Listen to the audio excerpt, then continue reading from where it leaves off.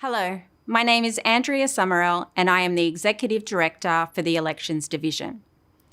The 2024 local government elections involve over 5.5 million electors and will be one of the biggest community events held in New South Wales in 2024. We established close to 300 pre-poll venues and around 2,200 polling places across New South Wales on election day. We also employ more than 20,000 people to assist in conducting the elections. Our webinars are intended to help registered political parties, candidates, scrutineers, and other political participants in the elections by explaining processes, procedures, and compliance obligations for the event. However, I must stress that the information we provide is not legal advice. If political participants are in doubt about any legal matters regarding the election, they should seek their own independent legal advice. I and everyone at the New South Wales Electoral Commission look forward to delivering the 2024 local government elections with transparency, integrity, fairness, and safety. I hope you find these webinars engaging, informative, and helpful.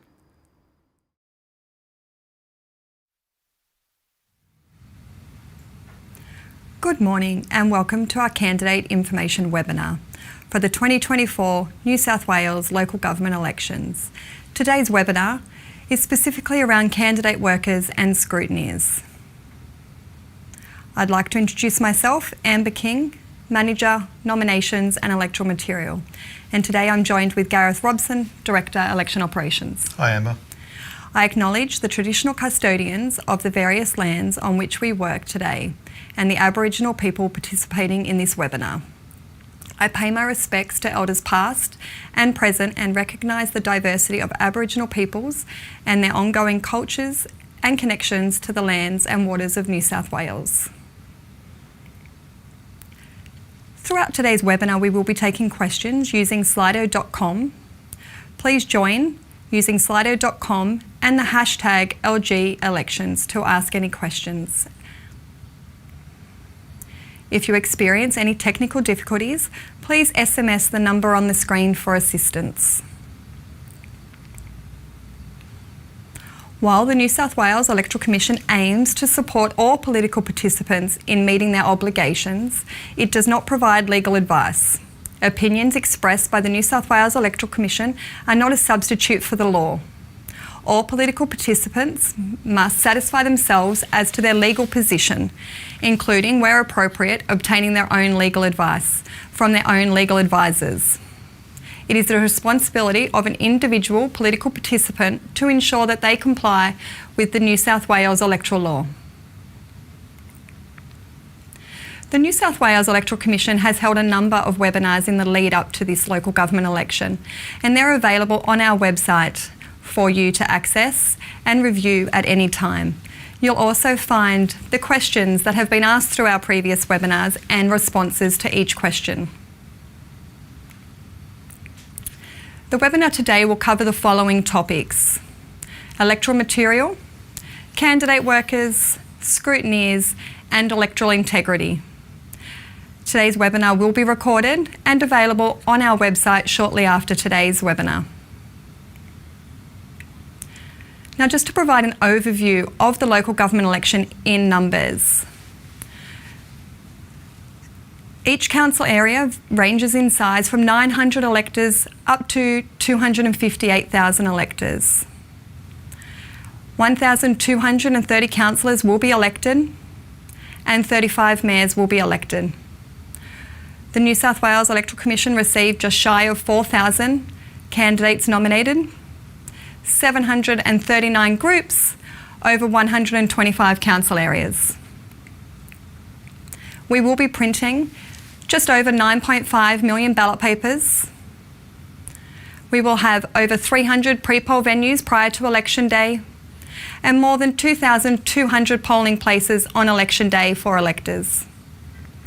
We are anticipating approximately 10% of electors will vote using postal votes, and approximately 30% of electors will vote prior to election day in a pre-poll venue.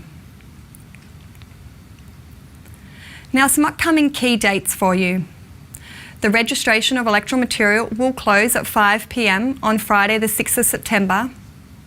Pre-poll voting will commence on Saturday the 7th of September. Pre-poll voting will close on Friday the 13th of September. And election day is Saturday the 14th of September. This is also the end of our regulated period. Now, Gareth, talking about electoral material. We just wanted to start by repeating a couple of key points that we know particularly new election participants want to understand, and we can tell from the emails we're receiving at the candidate help desk that what's the difference between authorisation and registration? So during the regulated election period, electoral material must be properly authorised. That is, it includes the name of a person and other details about them who authorise the material that is being distributed in the community. Also, if your electoral material is going to be distributed on election day, usually your how to vote cards by your candidate workers, that electoral material must be registered with the New South Wales Electoral Commission. Now, the regulated election period commenced on Monday the 5th of August and will end at 6 p.m. election day, Saturday the 14th of September. The legislation provides requirements in relation to the content, type, placement and distribution of electoral material during that regulated period. However, councils may enforce laws and regulations regarding the size, placement of posters in their local government area. Throughout the regulated period, it's important to note that electoral material must display the authorisation. Now, where material is displayed or distributed through that regulated period, you must include the authoriser's details, and that's the name and address of an individual who has authorised that electoral material. Where you are distributing the electoral material or printing it to distribute, you are required to include the printer's details on your electoral material. And that's the printer's name and address of where the material was printed. It's important to note the address of the authoriser and printer is required to be a street address. It cannot be a PO box. We do receive a number of questions on this issue. So it's a street address, but the question we often receive is, does this have to be my enrolled address, which is my home address?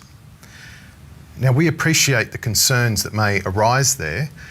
However, we want to stress that it is a full street address at which you can usually be contacted during the day. So it doesn't necessarily need to be your home address. Thanks, Gareth. Now, the registration of electoral material is available on the New South Wales Electoral Commission's website. Electoral material that you will distribute on election day must be registered with the New South Wales Electoral Commission. The distribution means by distributing it at a polling place or leaving it for collection by voters on election day.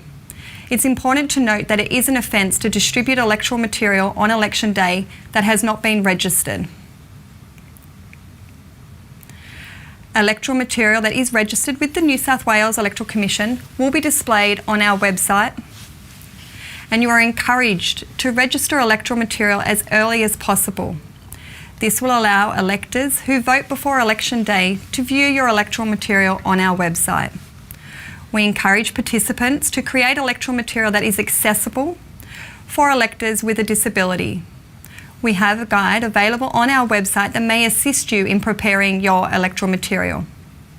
We have also published the ballot paper for each contest on our website to assist you in the preparation of your electoral material. The registration of electoral materials system is available on our website now up until the close of registration of electoral material, that is 5 p.m, Friday the 6th of September. Our last webinar was specifically regarding electoral material, and further information regarding electoral material, whether it be for distribution on election day and the registration, or whether it be about social media, Gareth, your websites, or potentially posters that you are displaying. We have provided further information in our webinar previously held, and there's also other artefacts available on our website, including our handbook, that you may find as a useful resource to assist you in understanding your requirements regarding electoral material. That's right. There's a lot of detail in the last webinar and the handbook. Specific examples, so you have a lot of information about what are the requirements each place we know you're putting electoral material. And I'd also note, thank you for those who are lodging their registration early. We are receiving applications already, and those of you who have done that, you know that we're providing feedback to help you resolve any issues. So please, we recommend you lodge your electoral material as soon as possible. That's important, Gareth. Thank you. Now, Gareth, talking about candidate workers, which is, one of the main areas that we'd like to cover today in today's webinar. Candidate and party workers work and act on behalf of candidates and political parties to distribute electoral material such as your how to vote cards at pre-poll voting locations prior to the election day and then at the polling places on election day.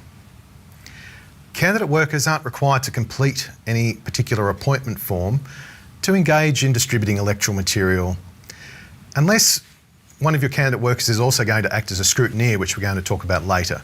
Then they will need to complete an appointment to do that work at different times.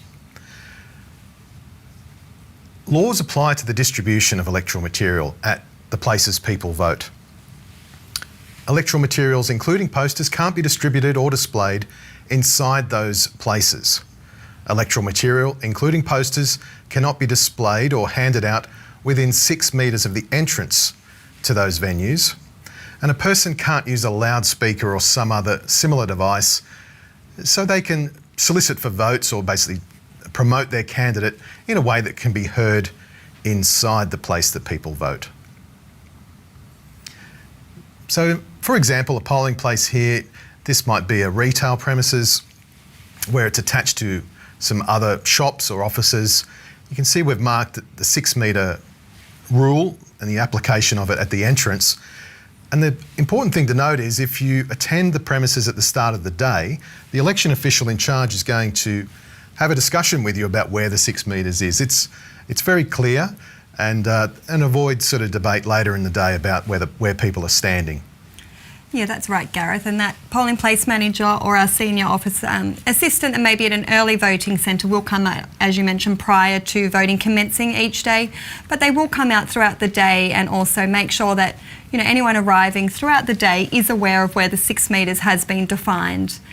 And we've got another example here of a polling place or a venue that may be a detached premise, for example, a school hall, where the 6 metres, again, is from the entrance to the voting centre. Now, Gareth, I think in this instance it's important to note it is to the entrance to the venue or the hall that we are using and where voting will be conducted. It's not the fence, potentially, of a school or the venue for which we have... That's right. So the 6 metres is from the entrance to where the people are voting. But I would note if there are particular schools or a particular retail premise where we need to apply the 6 metre rule from the entrance, say, to the shopping centre itself or at the school gate, your candidate workers and all registered political participants who are registered with our candidate help desk are going to receive a notification about that. So work to the assumption it's 6 metres from where the voters are entering unless you hear otherwise from us. That's right, and we will be communicating with any participants regarding that, as you mentioned, Gareth. Now, Gareth, we do have a question just before we move on about whether or not somebody under the age of 18 can assist with the distribution of electoral material, assuming they comply with all the rules for polling place volunteers. And the answer to that would be yes. Now, laws prohibit the display of posters on or within the premises without the consent of an owner or occupier.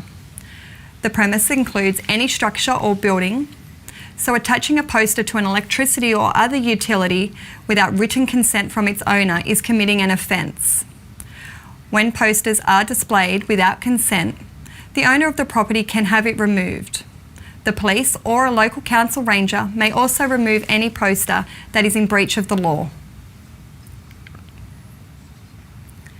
candidate and party workers act on behalf of candidates and political parties to distribute electoral materials such as how to vote cards at pre-poll voting locations prior to election day and polling places on election day. It's important to note that candidate workers cannot distribute electoral material, as we've discussed, Gareth, within the 6 metres to the entry of a polling place. They're not able to restrict the access to a polling place, touch any ballot papers, photograph or film electors, or assist an elector cast a vote unless they are requested by an elector. That's right. Amber's mentioned that material will be removed from places where you weren't authorised to put your material. And in the last webinar, we discussed utility poles and power poles. So just to note again that the grid providers and electricity companies have advised us that they will be removing posters.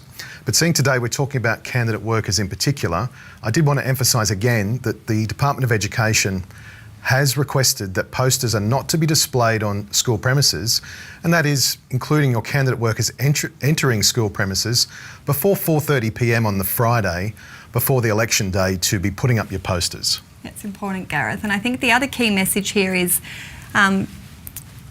that at the end of election day that we do request candidate workers do take their posters with them. So anything that is displayed or attached to the fence of a polling place, that it's also removed at the cease or end of election day as well. That's it. Not entering the school premises before 4:30 on the Friday before election day and removing your posters and other materials. We ask that because the Department of Education has asked it, but we also ask that you respect those premises by following those instructions. Now, Gareth, we have received a question about signage and call flutes prior to election day and whether or not you need to gain permission to put up signage outside of a voting location. That's the question. The point we're making there about permission or authorisation. If you're not permitted to put up posters on someone's building, on their fence, it is possible that that person will just remove those posters. You didn't have authority to do that. And in that specific school example, we ask that you don't enter that school before 4:30 on the Friday before election day. That's right. And the next question we've got, can the New South Wales Electoral Commission inform candidates in advance of how many entrances will be maintained for each polling venue? No, we don't do that, but we do provide projections about how many people we expect at a venue, which is based on past elections. But the way the entrances will be used at each polling place, that's another reason to arrive early, get to know the election official in charge. They'll be able to advise you which gates will be used. And Gareth, our election officials or our polling place managers will be doing that briefing before voting commences, but we generally try and provide the recommendation or advice that where they can, depending on the venue, they set up an entrance to the venue and then an exit to help with that voter flow through our polling places. Another point on electoral material is that we won't be permitting candidate workers to enter the venue and retrieve used electoral material from the bin. Similarly, our officials will not be going through the rubbish bins to retrieve your electoral material if it's been placed there by the electors. But what we do recommend is, as you're distributing the material to the electors who are arriving, you can always ask them to bring the electoral material back to you and then you're able to reuse it. And then Gareth, we've also got what we refer to as declared facilities, and a declared facility is a hospital, nursing home or retirement village or similar that is declared by the Electoral Commissioner as a declared facility, which is provided with a mobile voting centre. A declared facility is taken to be a pre-poll polling place while voting occurs. Election officials from the Returning Officer's office will visit a declared facility in the week prior to election day to provide voting services for their residents. It's important to note that no electoral material can be distributed at any time during our visit at the declared facility.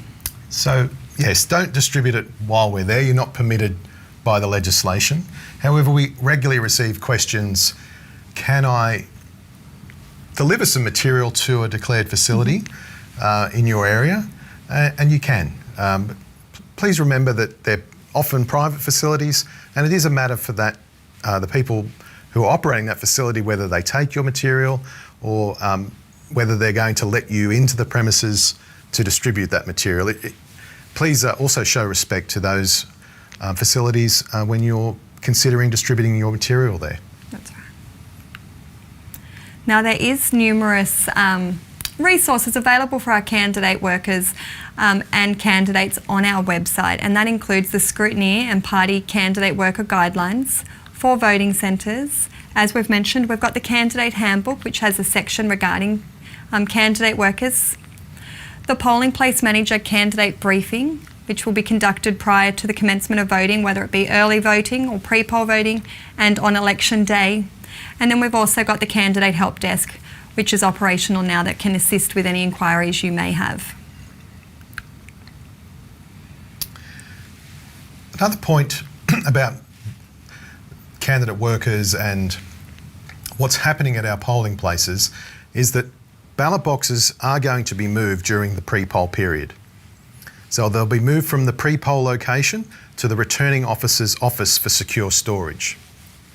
This movement of ballot boxes is definitely permitted by law, and there are processes in place to ensure a robust audit trail of how we are moving those ballot boxes.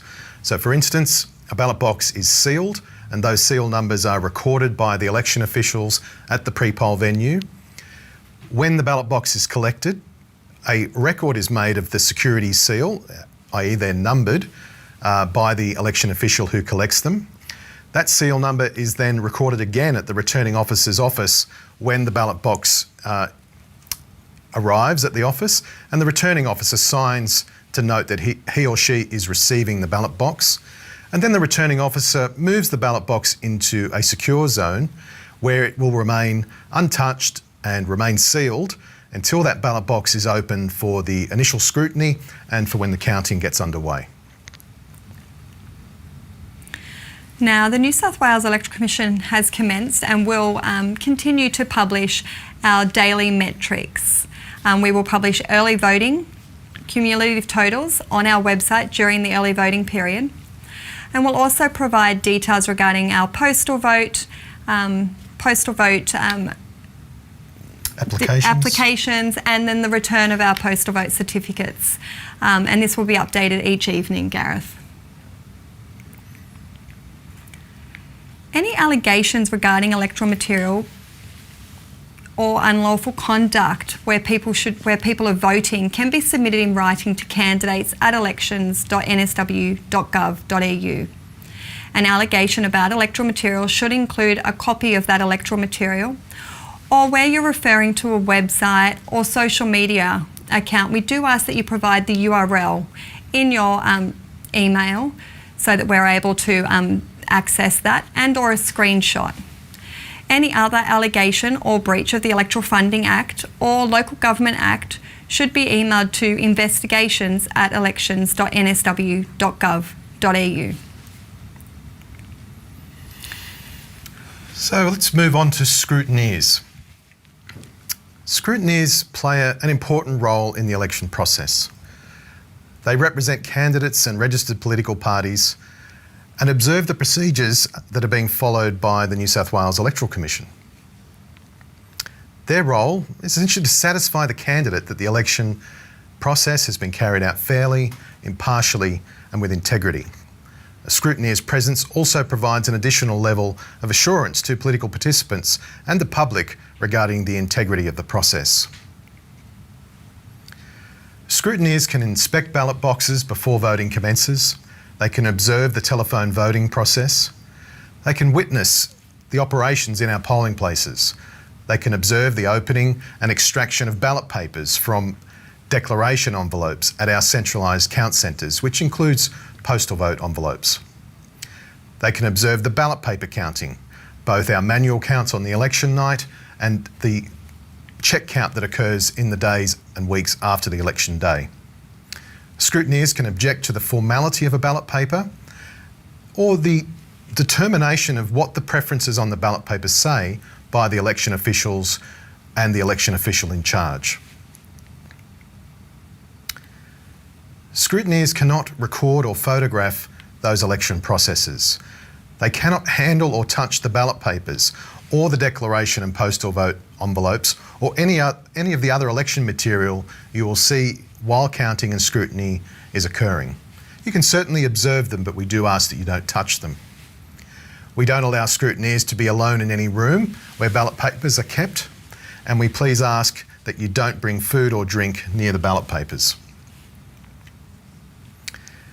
A scrutineer, of course, cannot interfere with or attempt to influence any elector within a polling place or a pre-poll voting centre or at a declared facility. They cannot interfere with or attempt to influence an election official. A scrutineer cannot distribute electoral material when accompanying election officials when visiting a declared facility. A scrutineer should not and cannot obstruct the access to a polling place or other places that people vote. And do note that a scrutineer who commits any breach of these requirements would be guilty of an offence. Please look at our scrutineer policy. It's available on the website. It describes the role of scrutineers in our elections and how you can comply with the law while you're observing the scrutiny and the counting of the votes. We certainly hope it makes it easier for you to understand how to examine the ballot papers and the other records that are available for you to observe. I will note that we do ask that scrutineers, while conducting their activities, wear a vest and they wear a name badge so we know who in the polling place is authorised to be there. And it's important to note that scrutineers must be appointed in writing. The appointment of a scrutineer form references there on the screen for you. That form must be completed. We will not allow a scrutineer to be present without that form. And Gareth, I think it's important to note the appointment of a scrutineer form is required to be brought by your scrutineers to each venue they are attending. Yep. So if your scrutineer is attending a polling place on election night, they will need to have an appointment of a scrutineer form there when they arrive. But if they are attending the returning officer's office from the Monday following election day, again, they'd need to bring that appointment of a scrutineer form with them to be appointed at that venue. So candidates can appoint scrutineers to observe all of those processes, including at the polling places, the pre-poll voting locations, at the returning officer's office, at our centralised postal and declaration vote count centres. We also will have a count centre in Sydney and in Newcastle, and the telephone assisted voting centre. As Amber's noted, you will be required to bring your appointment form to you at each location. Now, Gareth, we have got a question. Does each party have a scrutineer at each polling place? Any candidate is entitled to appoint a scrutineer at a local government election, and it is a matter for the candidates to have the scrutineers present.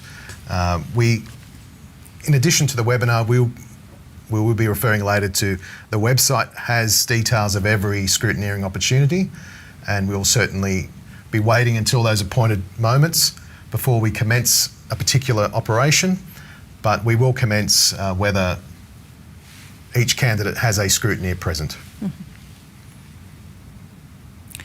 Now, from 6 p.m. on election night, the initial count of our mayor and councillor contests will be conducted for every polling place, some but not all pre-poll venues, in the returning officer's office, some but not all postal ballot papers at our centralised postal vote count centre. Election night results will be published to our website from approximately 6:30 p.m. onwards and be progressively updated. It's important to note that counting will cease at 10 p.m. on election night and that we will have no counting conducted on election Sunday. All postal scrutiny and counting will be conducted at the Centralised Postal Vote Count Centre, which we refer to as the CPVCC, which is within Sydney. Scrutiny of returned envelopes will commence on the 2nd of September. The extraction of ballot papers will commence on the 3rd of September. Ballot papers are extracted without inspecting of the votes. The ballot papers will be stored and securely sealed in ballot boxes, which will not be opened or counted prior to 6 p.m. on election night. and the scrutiny and extraction process will be completed on the 28th of September. The telephone assisted voting call centre will be located in our offices in Sydney. Scrutineers can be appointed to oversee the following activities, and that's the sealing of the ballot box on Saturday the 7th of September and observe issuing of telephone assisted votes. The voting will close at 1 p.m. on Saturday the 14th of September. As we've mentioned, it is important that your scrutineers that wish to attend the telephone assisted voting centre come with that scrutineer form, and we will be providing further information about how the scrutineers can access our venues prior to election day, and we'll be doing that through our bulletins, Gareth. Yeah, and just to note, scrutineers can observe voting because the voting is anonymous, and that's why we say that scrutineers cannot attend where the applications for telephone voting, which I stress is for electors who are blind or who have low vision, at the application process, their names are being used, personal information is being recorded to ensure their eligibility for telephone voting. But you are certainly welcome, scrutineers are certainly welcome to attend the telephone voting process. That's right. And the counting of the telephone assisted votes will be conducted at our centralised postal vote count centre. All declaration votes, scrutiny, extraction and counting will be conducted at the centralised declaration vote count centre. And again, that is in Sydney. The scrutiny of declaration votes, envelopes will commence on the 16th of September, and the extraction of ballot papers from the declaration vote envelopes will commence on the 17th of September. The counting of declaration votes will commence on the 17th of September, and the scrutiny and extraction process for declaration envelopes will be completed on the 28th of September, as well as our counting. There is a number of resources available to scrutineers on our website, and that includes the Scrutineer and Party Worker Guidelines. There's 2 forms available, whether you're attending a voting centre, pre-poll or polling place, and then we also have scrutiny guidelines for the scrutiny and counting process, which also covers some of those centralised venues, Gareth. We've got the candidate handbook. The polling place manager will have that candidate worker briefing prior to election or this commencement of voting, but they'll also be giving a briefing to any scrutineers prior to the commencement of counting. Yeah, I certainly invite all scrutineers to read the scrutiny guidelines and the links it contains about how counting is conducted for some insight into what you're going to see on the evening and during the day when we're counting at our count centres. And those guidelines are available on our website, and our polling place managers also have them available at the venues for distribution. Now moving on to electoral integrity. The New South Wales Electoral Commission publish regulatory priorities each year to assist political participants to understand their obligations and to show how and where we will focus our regulatory efforts. The themes of our regulatory priorities are the education to support compliance by political participants, greater transparency to maintain integrity, trust and confidence, and delivering a safe, free and fair election. And priority 4 relates to the theme of delivering safe, free and fair elections. So among other criminal offences in relation to electoral material, it's an offence to distribute electoral material that contains misleading statements about how to cast a vote, or to distribute electoral material during the regulated period without the correct authorisation. And that includes the material distributed at a polling place by your candidate workers. It's also an offence to distribute electoral material that appears to be an official communication of the New South Wales Electoral Commission. And you'll recall, or those participants who have been distributing postal vote applications, we particularly noted that issue when we were reviewing your postal vote applications. Priority 5 also relates to candidate workers, and it relates to the delivery of safe, free and fair elections, and that is that voting is free of interference, including for election officials, including for your candidate workers, and including the the thousands of election officials who join us only to work on the election day. Many of you know that election day is a long day, and you'll be aware of our initiatives to avoid fatigue, and that's why counting is going to cease at 10 p.m. Among other laws and offences about conduct in the polling place or in the places where people vote, we've already discussed the 6 metre rule, which is to ensure that voters have free access to the polling place. I'll also remind you that hindering or obstructing election officials is an offence, and recently the New South Wales Government has introduced an offence for the filming or photographing of an election official to intimidate or harass that person. False information about elections circulating in the community, including through different forms of media, can undermine the confidence in the integrity of the democratic process and have broader consequences for society. To mitigate this risk, we are undertaking ongoing monitoring of media during the election period. We focus particularly on managing the negative impacts of disinformation and misinformation posted online about electoral processes. We do not comment on whether claims made by political participants or their supporters about policy issues or about political participants are true or false. Our focus is on the integrity of electoral processes. And Gareth, we have a disinformation register that will be updated as we lead into the election in the instance any of these items come to our attention. Yes, we certainly hope we aren't updating it constantly, but yeah, any particular matter that comes to our attention that is about the electoral process, the way people vote, we'll certainly be adding that information. Now we are taking questions today using slido.com. And if you do have a question that you have not yet asked, please join us at slido.com using hashtag LG elections to ask your questions. And Gareth, I can see we've now got some questions that have been coming through. We noted that projections on voter numbers per polling place will be made available, and when and where will this be published?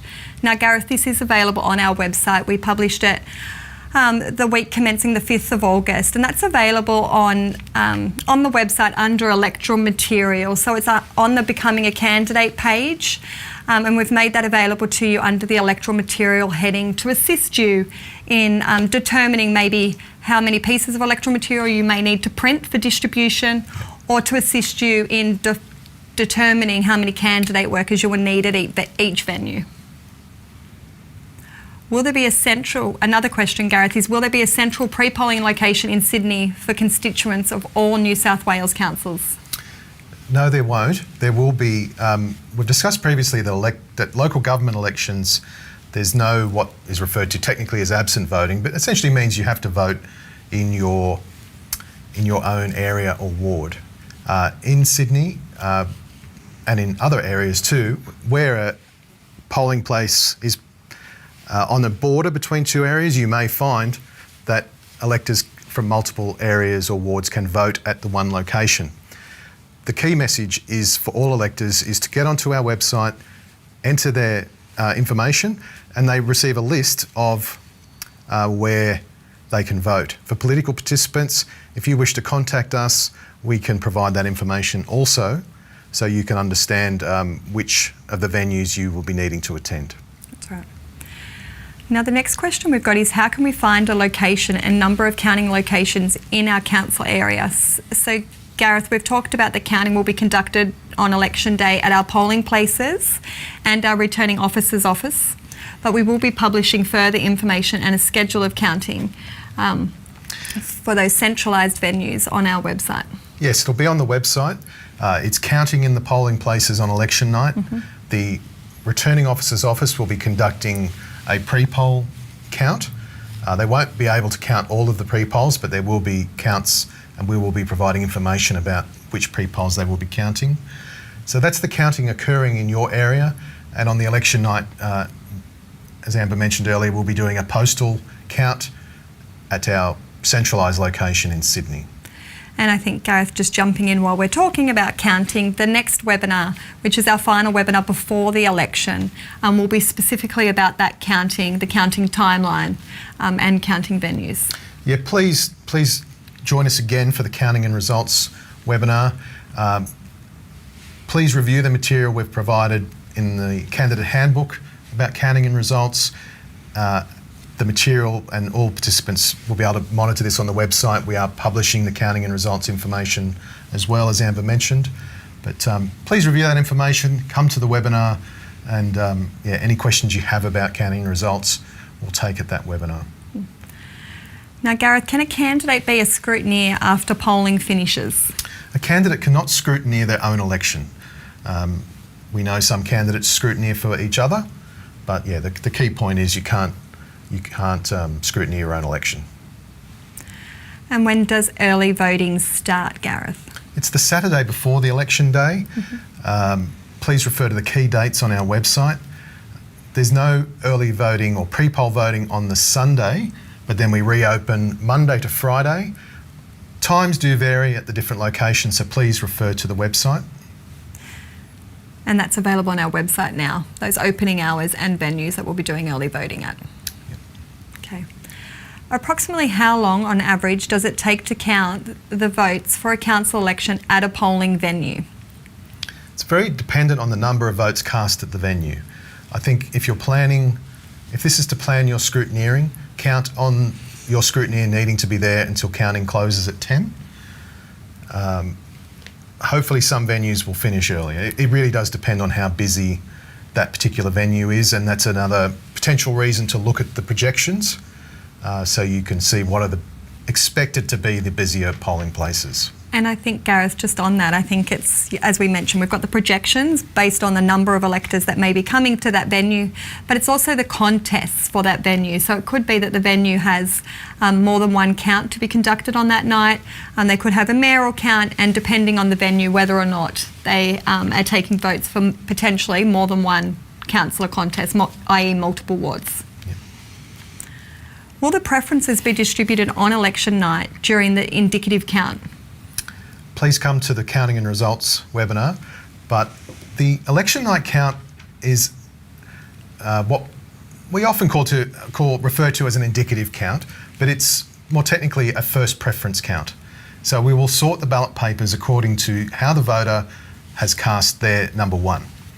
So each number one is sorted, and then the ballot papers that are potentially informal or on which an election official can't make an immediate decision on whether it's just a one for a certain candidate. So they will be more closely considered later, and so we're just doing that first preference count. It's just the ones, and that's what we'll be sorting to. You will also witness a two-candidate preferred count, and that will be following the first preference count. But we can't distribute preferences. To get back to the question, sorry, we just can't do a distribution of preferences on the night. But we will be progressively updating the website on those counts, and then the formal count will be conducted following election day, Gareth, through a data entry process. I'll read this one, Amber. It's a question about how we communicate with the public about these safeguards such as scrutineering. And we certainly wish this was better known to the public, and I think that's appropriate feedback, and we thank you for that. We certainly publish a lot of information about it, but I think I take the point that we should be promoting it more broadly. So thank you. Now, is there a template that can be used for materials? Now, Gareth, I assume in this instance we're talking about electoral material. So we have the ballot papers available on your website to assist you in preparing your electoral material. But there is a number of templates or examples that could be used to assist participants in preparing their electoral material. And those samples are for both contests that have groups and above the line voting squares, or also your mayoral candidates or councillor contests that have no groups involved, and there's also examples for referendum and polls, and that's again available on the website under the electoral material heading for the local government election page. Now, Gareth, are the polling booths likely to change from the list that we currently have on the website? We hope not. Things do occur. Issues with buildings or issues with access. For instance, I know the team has been working on a polling place where there's major roadworks occurring in front of it. So we certainly hope they don't change, but we do at times have to make an update to that list with the focus on the electors and that the electors can access the venue. Now, will the polling place manager be able to provide an update throughout the day of people who have voted at that polling place so far? I believe the polling place manager, and I think our political participants also understand it's a big day for the polling place manager. I don't think they'll be able to provide you that sort of tally, but for the purposes of knowing at the end of the day, you'll certainly, as that initial count occurs, you will get that figure. And that's a figure that is important to us as we then go through the counting process, because we're obviously tracking ballot papers. Now, can a participant include a QR code on a Corflute candidate poster that will link to the candidate's website? Yes, you can. We would ask that, and not that we ask, the website or the Facebook page or wherever your QR code is linking, it also needs to comply with all the electoral material rules that we've discussed. But it is quite common, as I'm sure you're noticing, that we are seeing more and more use of QR codes on electoral material as well. And that's right, and I think it's important you mentioned those authorisation requirements, and we have got those samples available on the website, as we've touched on already today, Gareth, and in the previous webinar. I think that brings us to the end of our... Oh, there's one more question. Could you share a link where the number of voters expected at each polling place is published? So we have published that in our previous bulletin, but with Gareth, we might be able to also include a reminder in the next upcoming bulletin that we're going to distribute, so all participants have access to that. Yep, we'll put it in the bulletin. We'll put it in the answer to these questions when we publish them. But if you want to get straight onto that, you'll certainly find that information on our website now. Yeah, or you can contact the candidate help desk, which will be able to direct you as well to that. Yeah, they'll be able to help you if you drop them an email. Yep.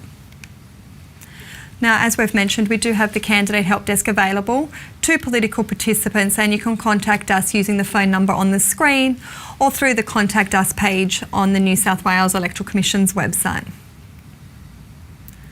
The New South Wales Electoral Commission also has a number of explainer or awareness videos available to participants that are available on our website, and that includes how voting at the 2024 New South Wales local government elections, how an elector can fill out their ballot papers, and how to vote by post.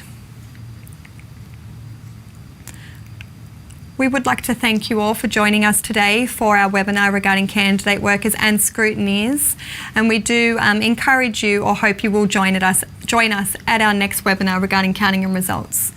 Thanks, Gareth. Thanks, Amber. Thank you.